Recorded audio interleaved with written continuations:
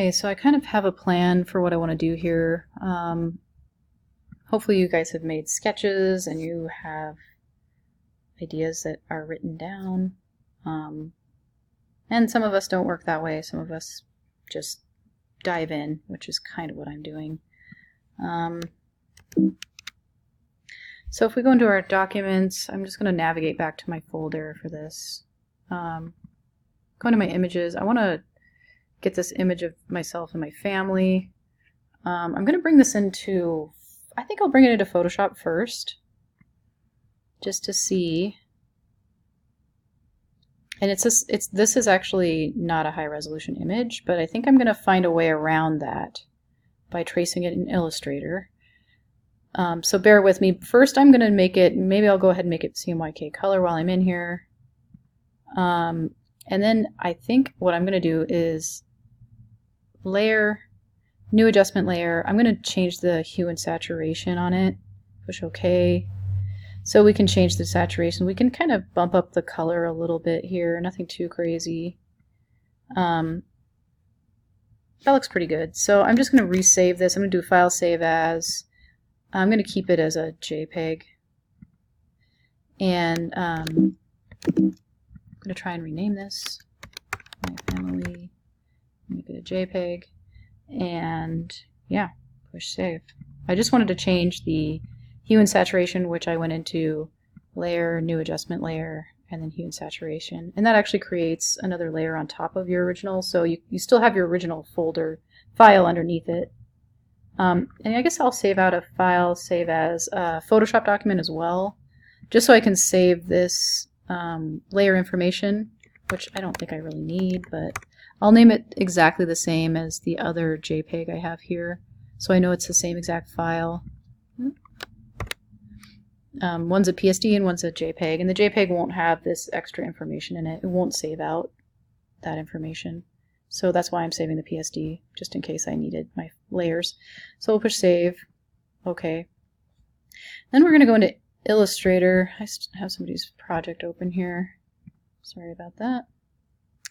Remind me later. So if I do File, New, I'm just going to make a regular letter-sized piece of paper here. I want to be in inches. CMYK color is good.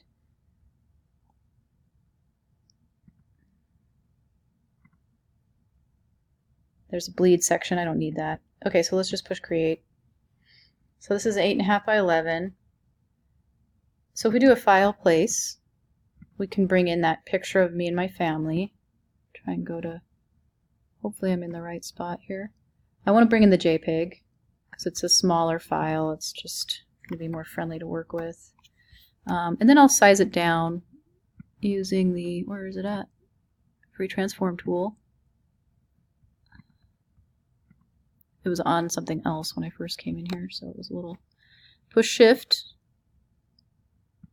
and size it down to the canvas. The whole time I'm pushing shift and dragging from the corner so that I don't make my file, my image lose its proportion. And then we can go to this image trace up here and then just do 16 colors.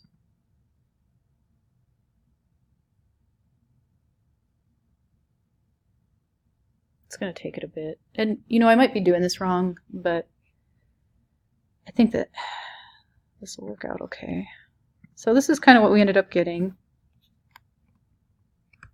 Oh, did I? And then you have to push expand after that's done with that. So now I have this image of our family here. It's really stylized, obviously. You can see it's all vector. We're in Illustrator. So if I wanted to, I could go around and maybe delete the background. I think maybe I'll leave it. If I wanted no background on this, I probably should have done it in Photoshop with the quick selection tool, which I might try and do really quickly if I can grab this quickly and not have too many issues with it. The top of my hat is cut off, I guess, but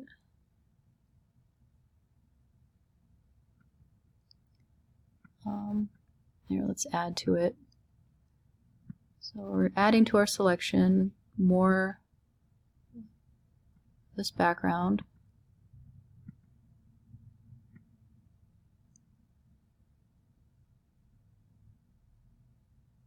Luckily this green background is actually, I'll zoom in, fairly easy to grab.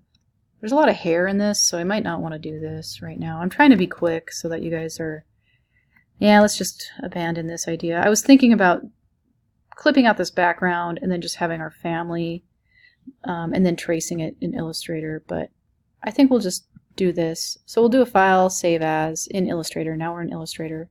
File, save as, and I'll just my family. So it's exactly the same as these ones, but it'll be an AI file. Push OK. Files, save as. We could make it an EPS. They're a little bit smaller file size, so they won't make your computer hiccup quite so bad. So now I saved an AI and an EPS out. So in InDesign, I'm thinking I'm going to bring in, so this is the front cover up here, and this is the back cover. So I'm just going to start with the front cover on this half of the canvas. So I'm going to drag on a perfect circle. You push Shift and drag. Hold Shift down the whole time. Make sure you use your ellipse tool. If you need different shapes, you click down on it. You can get the rectangle tool. You can get the polygon tool. There's a couple different tools you can get.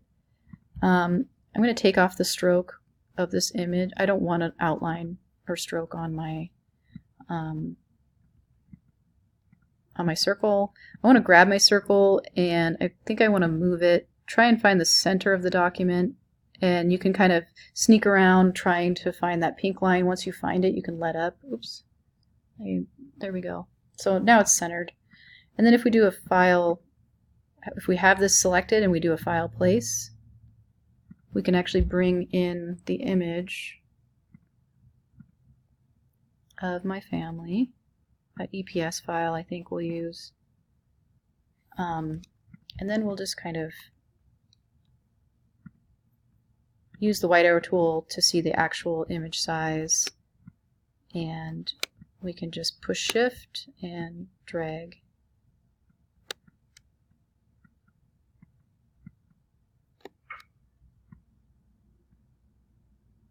Okay, so there's that. Pretty simple. So if we push W, we can really see our canvas and what's going on with it. But anyway, this is looking pretty good so far. We're just going to add more to it here. I'm just going to push pause for a minute and we'll be right back. So I think I'm going to have to remove that background in Photoshop on the My Family PSD that I actually put a hue saturation on. Just need to click on this and make sure I'm on this layer. I'll use the quick selection tool. So I already have quite a bit of the background selected, as much as I could quickly. And then I'll go into select and mask, and I'll use the let's see, the brush tool, and I want to like subtract from my selection. So this is a really customized way of going through and just trying to refine that selection. So I have the minus and the plus here, but I'm on the minus. I'm actually subtracting from my selection. I'm going to actually zoom in, and I can kind of go around and try and subtract different things from my selection. This is not maybe the best way to do this, but I'm just kind of trying to be kind of quick about it. Oops.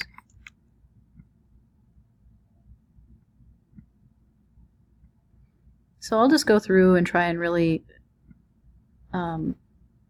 refine the selection as much as possible.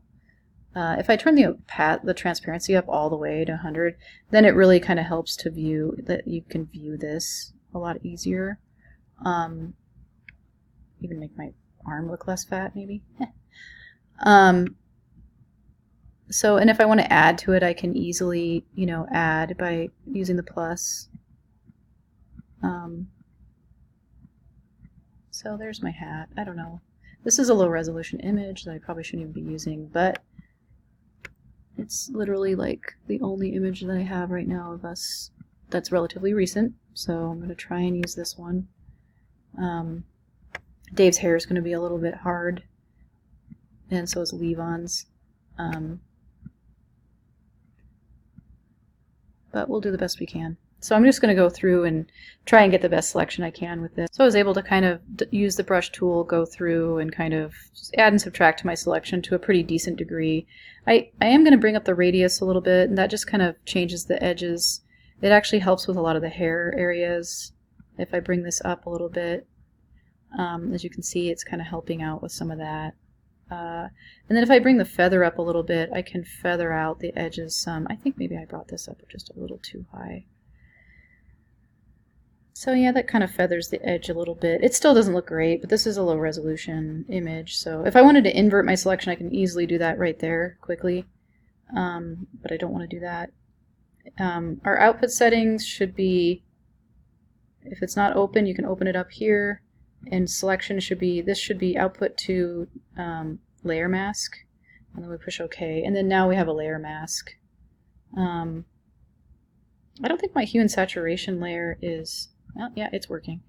So if I do just a file save to save that PSD, and then a file save as to save out a JPEG, I can replace that JPEG I had.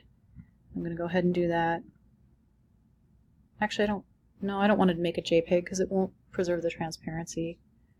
Actually, we can just open up that PSD in Illustrator. So I'm going to try just deleting this because I wasn't too happy with it. And then I can do a file place this clipped image. I'm going to grab that and we'll just size it down with the free transform tool. Push shift and drag from the edge. And then we'll go to image trace, 16 colors. Try this again. And then expand. And now we have this, and then if I do Command S, I can just save over my old EPS file, and then file save as. I'll save it as an AI file as well, and save over that old AI file that I had that still had the background in it. So now we have it without the background, which I think is actually going to work a lot better for my design. So if I go in here, it's probably linked up to that old file, and it is, but it has this little, oh, it's been modified, you changed it, and I'm like, yes I did, so I'll just refresh it and update that link, and now it shouldn't have a white background on it though. That's a little bit, maybe it, if I go back in here, it probably has one in here, so I just need to grab the white arrow tool, click on that and push delete, and then do another Command S to save it, file save, to save it without that background in it, go back into InDesign, and then hopefully, let's see, did that fix it? I'll just delete it, click on that circle again, file, place, and try this again, I guess. It still has, shouldn't have it on there. Oh, this is the AI file, okay. I need to do a file save as and save it as an EPS so that I could save over the old file with the white background on it. I forgot that it would bring in, so I saved over that, so InDesign is telling me that link has been modified, and if I just push refresh, it'll get rid of that. So we can kind of center this. I think it's going to look a little bit cooler if we do it this way. Do a Command 0. Yeah, that looks pretty good. And I can always fill in this circle shape if I want to. I mean, I just need to click it with the black arrow tool and then add a fill color to it. So I was actually kind of thinking maybe making it like a, I'm not sure, maybe adding a color in. It might look better with nothing there. Maybe it should be more holiday colors. That doesn't look like holiday red to me. Maybe more of a cranberry holiday red.